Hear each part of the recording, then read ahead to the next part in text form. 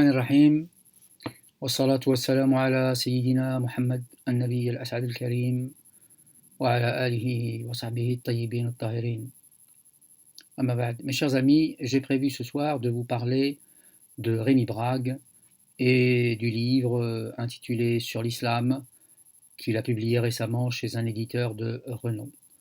Alors pour ceux qui ne le connaîtraient pas, Rémi Brague est un professeur de philosophie normale, à peu près comme François Hollande était un président de la République normale. Alors après avoir passé l'agrégation, il enseigne quelques années au lycée, et puis il se débrouille pour obtenir un poste à l'université qu'il n'a pas quitté jusqu'à sa retraite, à l'exception d'un bref intermède de quelques années passées au Centre national de la recherche scientifique. Alors Rémi Brague est le type même des philosophes universitaires. Je veux dire, il appartient à cette corporation d'universitaires qui, installée dans la répétition, la perpétue indéfiniment. Je mets au défi quiconque de m'administrer la preuve de l'existence de la moindre idée originale, du moindre concept produit par Rémi Brague, je veux dire tiré de son fond propre. Toute sa thèse, intitulée Aristote ou la question du monde, eh bien, elle tourne autour de concepts heideggeriens.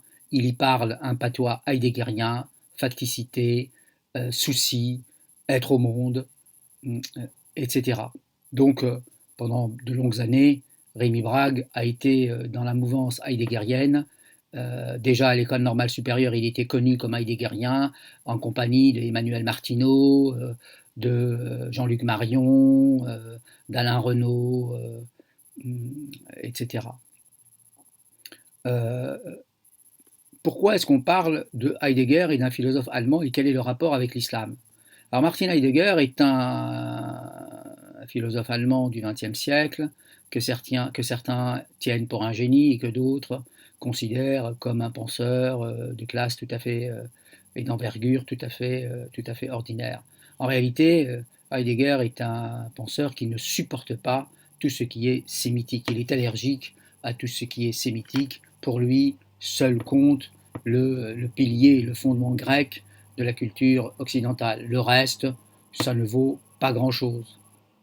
Et donc, quand on est sous l'influence heideggerienne pendant nombre d'années, eh bien, il est tout à fait naturel que l'on développe à l'égard de l'islam eh bien, des sentiments peu amènes. Je précise que Martin Heidegger a réussi l'exploit d'écrire une thèse sur un philosophe médiéval qui s'appelle Duns Scott, sans jamais citer Avicenne, alors que tout le monde, à commencer par Gilson, ont administré la preuve qu'on ne peut pas comprendre Duns Scott si on ne connaît pas Avicenne, vu que la philosophie de Duns Scott se développe à partir et contre, d'une certaine façon, l'avicénisme. En réalité, il m'importe peu que Rémi Brague soit islamophobe ou pas. En tout cas, ses collègues universitaires l'ont rangé parmi les islamophobes. En réalité, ça m'importe peu, puisque moi, ce qui m'importe, c'est de me poser la question des compétences de Rémi Brague et de sa capacité à traiter de questions d'islam. C'est ça qui m'importe. Que Rémi Brague soit islamophobe ou pas, franchement, ça ne sera pas le dernier, ça ne sera pas le premier. Donc cela m'importe peu. Alors si on examine Rémi Brague du point de vue ou à l'aune des compétences nécessaires pour pouvoir s'exprimer sur un domaine précis du savoir, j'observe quand même un certain nombre de choses qui sont inquiétantes. D'abord, sa connaissance de la langue arabe laisse beaucoup à désirer. À la différence du grec et du latin, l'arabe est une langue vivante, et Rémi Brague est incapable de parler l'arabe, tout simplement. Donc, quand on est incapable de parler l'arabe de manière audible, on le traite en fait comme une langue morte. Et ça n'est pas possible. Ça, c'est un premier point. la connaissance, Rémi Brague prétend qu'il connaît l'arabe, je le conteste. En tout cas, sa connaissance de l'arabe n'est pas suffisante pour lui permettre de lire les textes canoniques de l'islam et les textes des grands théologiens de l'islam. Mais dans les médias, il passe pour un expert de l'arabe. Il a réussi à convaincre certains médias relativement complaisants de son expertise concernant les questions de l'islam. Et là, je peux apporter mon témoignage personnel. Il se trouve que j'ai été témoin d'une scène au glossaire du latin philosophique médiéval au début des années 1990. Il y avait Pierre Tillet qui était là, qui était un professeur émérite, qui lui savait l'arabe et qui avait enseigné en Tunisie, et Rémi Brague, qui était candidat à l'époque au poste de professeur de philosophie arabe à Paris 1, Sorbonne, et j'entends encore Brague confesser tout penaud, tout déconfit, la queue entre les jambes, à Pierre Tillet, son ignorance abyssale de l'arabe et de l'islam. Alors, j'entends bien que certains témoins oculaires peuvent être très très gênants. J'ai dit tout à l'heure que Brague était agrégé de philosophie, il n'est pas agrégé d'arabe, à ma connaissance. Sauf erreur de ma part, il n'est pas non plus diplômé d'islamologie. Il n'est pas reconnu comme tel, en tout cas sur la scène littéraire parisienne et sur la scène universitaire, comme un expert de l'islamologie et de l'orientalisme.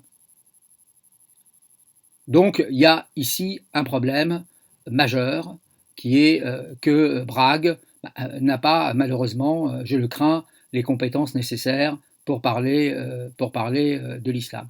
Cela ne l'empêche pas d'affecter sur Luc Ferry une supériorité de ton et de savoir que personne ne lui reconnaît.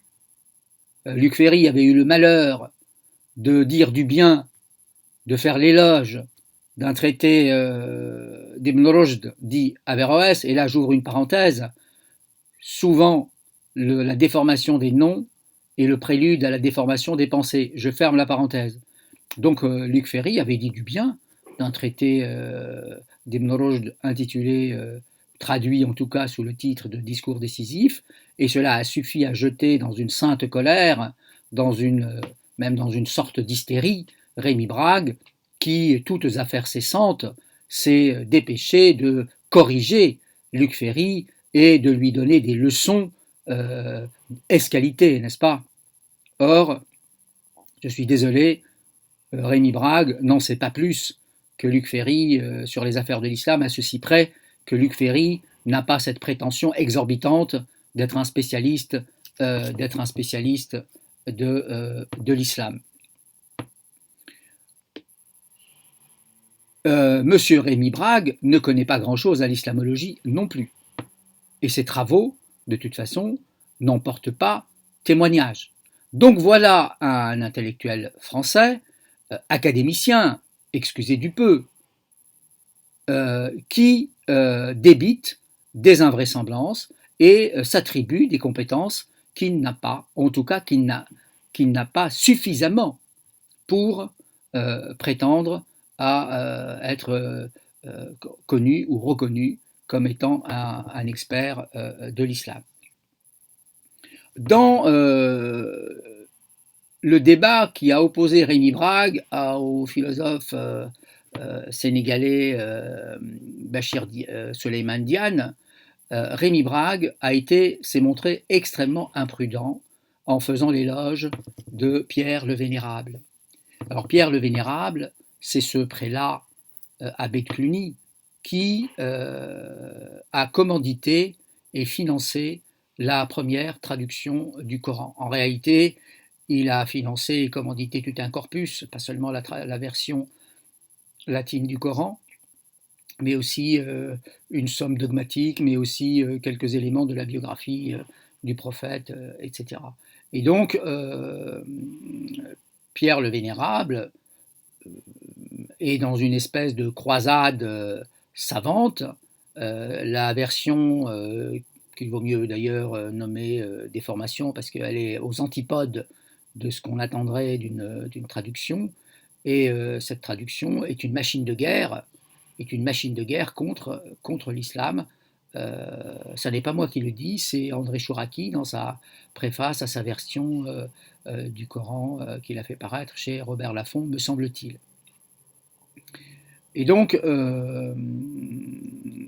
Pierre le Vénérable se soucie de combattre l'islam, il le dit ouvertement, et il s'en donne les moyens à son époque. Donc cette version du Coran paraît en 1143, donc on est au milieu du XIIe siècle, et c'est la première version en terre occidentale du Coran. Et dans mes recherches, je suis tombé sur une lettre de Pierre le Vénérable qui a été adressée à Louis VII dit le Pieux, roi de France à l'époque.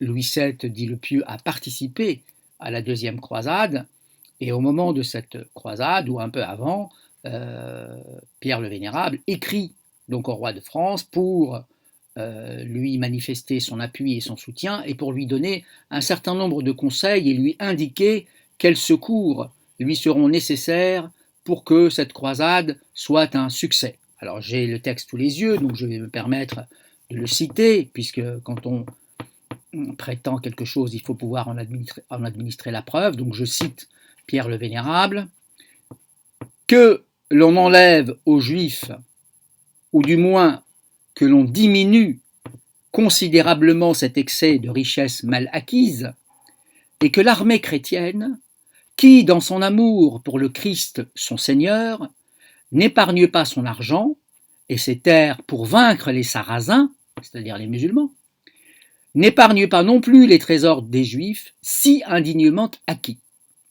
Qu'on leur laisse la vie, qu'on laisse aux Juifs la vie, on appréciera l'humanisme, qu'on leur laisse la vie, mais qu'on leur ôte leur fortune, afin que l'audace des Sarrasins infidèles soit défaite par des mains chrétiennes avec le secours de l'argent des Juifs blasphémateurs. Fin de citation. L'art de faire d'une pierre deux coups, en quelque sorte. Alors, M. Brague est très content quand on lui attribue l'épithète d'érudit. Il ne la récuse pas, me semble-t-il, dans ses apparitions médiatiques. Là, il prétend qu'il ne connaissait pas cette formule. Alors, ce n'est donc pas un érudit. Je n'ose pas penser qu'il connaissait ce courrier de Pierre le Vénérable, et il en a fait quand même l'éloge. Je n'ose pas le penser. Mais ce qui est beaucoup plus problématique pour Rémi Brague, c'est que son hostilité à l'islam le conduit à être en contradiction avec les préceptes de l'Évangile. C'est quand même le pour un chrétien traditionnaliste, parce qu'il l'est, n'est-ce pas, d'être en contradiction avec les préceptes de l'Évangile. L'Évangile recommande d'aimer ses ennemis. L'Évangile recommande de pratiquer le pardon des offenses. L'Évangile recommande d'accueillir l'étranger. Or, le moins qu'on puisse dire, c'est que Brague le Dévot ne prêche pas d'exemple en cette matière. Alors, les chrétiens que les musulmans respectent, ce sont les Henri Guillemin, les Monseigneur Gaillot, l'abbé d'Avezy, André Mandouze, Monseigneur Duval, Bernanos, tous ces chrétiens, Emmanuel Mounier, tous ces chrétiens qui ont pratiqué un christianisme pétri de justice et de charité, n'hésitant pas parfois à combattre et à dénoncer les dictatures. Merci, bonsoir.